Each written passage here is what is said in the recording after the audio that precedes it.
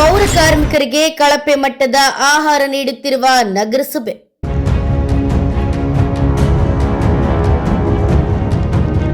ಆಹಾರದಲ್ಲಿ ಹುಳು ಮತ್ತು ನುಸಿ ಪತ್ತೆ, ಅತ್ಯಂತ ಕಳಪೆ ಮಟ್ಟದ ಮೊಟ್ಟೆ ನೀಡುತ್ತಿರುವ ನಗರಸಭೆ.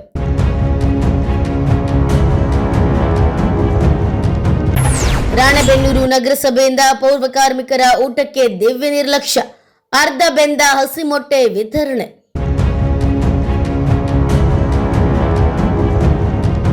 ಇಡೀ ನಗರವನ್ನ ಸ್ವಚ್ಛ ಮಾಡಿ ಇಡೀ ನಗರವನ್ನ ಸುಂದರವಾಗಿ ನೋಡಿಕೊಳ್ಳುವಲ್ಲಿ ಮುಖ್ಯ ಪಾತ್ರ ವಹಿಸುವುದೇ ಪೌರ ಕಾರ್ಮಿಕರು. ಆದರೆ ಇವರು ತಿನ್ನುವ ಆಹಾರ ಮಾತ್ರ ಅತ್ಯಂತ ಕಳಪೆ ಮಟ್ಟದ್ದು. ದಿನವಿಡೀ ಕಷ್ಟಪಟ್ಟು ದುಡಿಯುವ ಪೌರ ಕಾರ್ಮಿಕರಿಗೆ ರಾಣೆಬೆನ್ನೂರು ನಗರಸಭೆ ಅತ್ಯಂತ ಕಳಪೆ ಮಟ್ಟದ ಆಹಾರ, ಅರ್ಧಂಬರ್ಧ ಬೆಂದ ಮೊಟ್ಟೆ, ಊಟದಲ್ಲಿ ನುಸು ಹುಳುಗಳು ಪತ್ತೆಯಾಗ್ತಿದೆ. ಹಲವು ಬಾರಿ ಪೌರ ಕಾರ್ಮಿಕರು ಇದನ್ನ ಗಮನಕ್ಕೆ ತಂದ್ರು, ನಗರಸಭೆ ಮಾತ್ರ ತಲೆ ಕೆಡಿಸಿಕೊಳ್ತಿಲ್ಲ.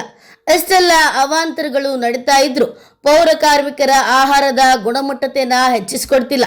ಸಾಕ್ಷಿ ಸಮೇತ ಪೌರ ಕಾರ್ಮಿಕರು ತಮ್ಮ ಊಟದ ವಿಚಾರದಲ್ಲಿ ಆಗುತ್ತಿರುವ ಧೋರಣೆಯನ್ನ ನಗರಸಭೆಯ ಗಮನಕ್ಕೆ ತಂದರೂ ಕ್ಯಾರಿ ಎನ್ನುತ್ತಿಲ್ಲ.